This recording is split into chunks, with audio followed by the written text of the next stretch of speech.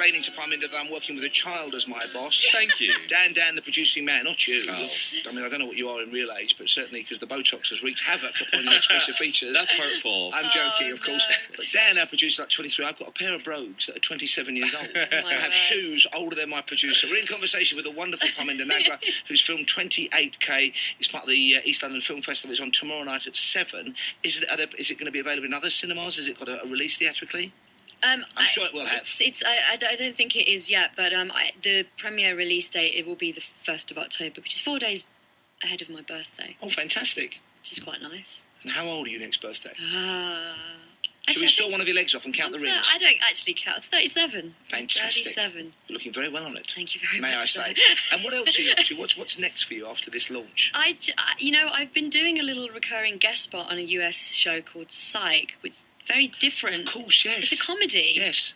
Who would have thought I would have been involved in something like that? But I'm playing Duleg Hill's girlfriend, who was on West Wing. So it's nice. I get to sort of just laugh a lot, actually. It's And how's nice. life over there when you're not filming? I know the TV series process is intense over there, and you seem to have to give your life up to Yeah. part.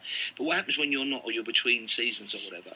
I think you just try and, God, ever since I've had my son, it's sort of become all He's about what, 3 that, now, really. is he He's 3? 3. And so my life sort of ends up being taken by, if I'm not working or trying to learn lines, during his nap time, is really sort of running around and literally running around after him. He's very fast.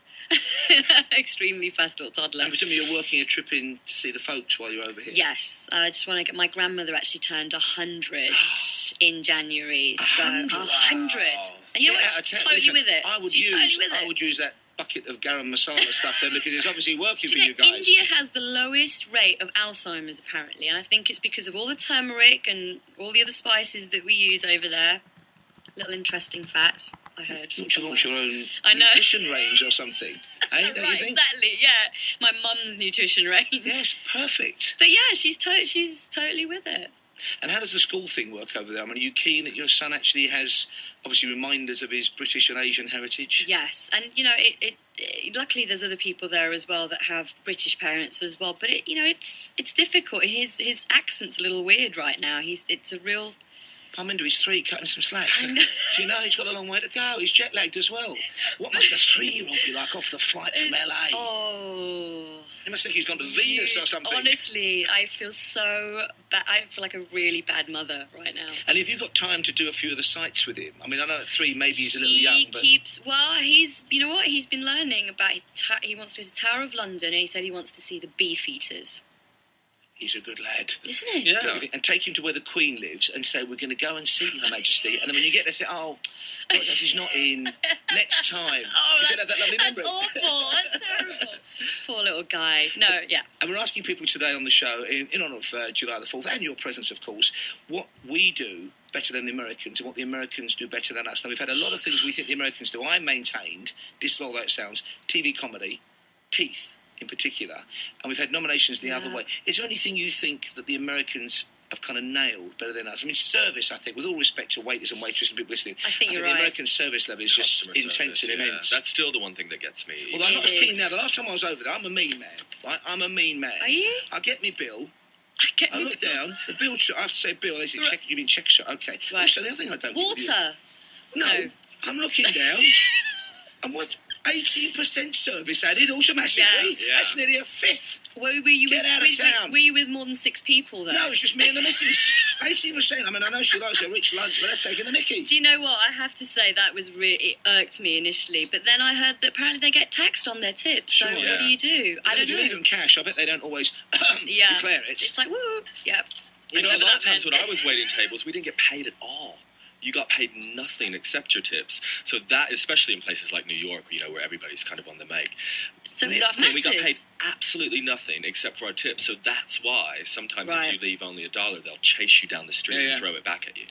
I was asked once coming out of a restaurant why we had tipped 15 rather. Well, the service was so bad that particular time, but really, at even 15%. You've got to say, you know what, you're right, and take back another 10% of it. That's all you deserve is the 5. Actually, you know what? We gave the other 5% and we never went back again.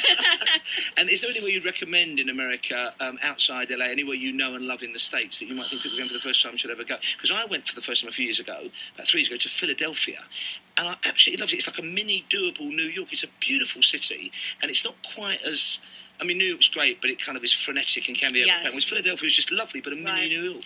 Portland, Oregon, thought was really nice. Big Sur, when you're just sort of in California, was absolutely amazing. beautiful if you just want to get out of town for a little bit. God, I suppose those would be the recent. Do you get out of town a lot? Not a ton, but I had to do, when I was doing Alcatraz, I actually drove the car from...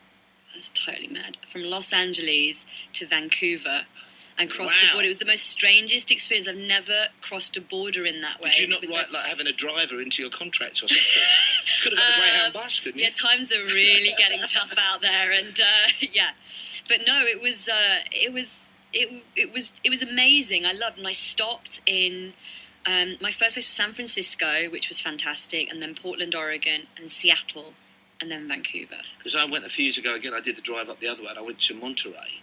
Oh, which is gorgeous. Absolutely beautiful, and still quite bohemian, and you can still see what Steinbeck was writing about when you go around there, because it's a very odd, almost un-American place. Yeah, and I think, if you do go to LA, I think LA's fine, you do it for 2 or 3 days, and I think you should just go to these places, like drive 2 hours, even San Diego, 2 hours out, and you're in amazing places. But the thing about LA that I think that a lot of people don't get is it's just a bunch of villages.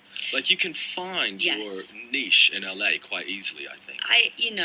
But I have to say it took me a bit of time, but, now, I know where to go for certain things, and I think you're right, it is a bunch of it. It's sort of a lot like London in that sense, but only with a terrible, terrible transport system. And on that pro-London bombshell, huge thanks. Right, exactly. Parminder Nagra, thank you so much for coming to see us. The film, and it is a great movie, is called 28K. It's on tomorrow night as part of the East London Film Festival at 7 o'clock. If you check their website, you get the full details, and make sure you catch it when it gets its theatrical release, because it's about to. Great pleasure to meet you, Parminder. Thank you so much for coming. Nice to meet you. And enjoy your rest of your trip back to the old country. Particularly to Leicester to see the folks. I know. It's now almost 4:30.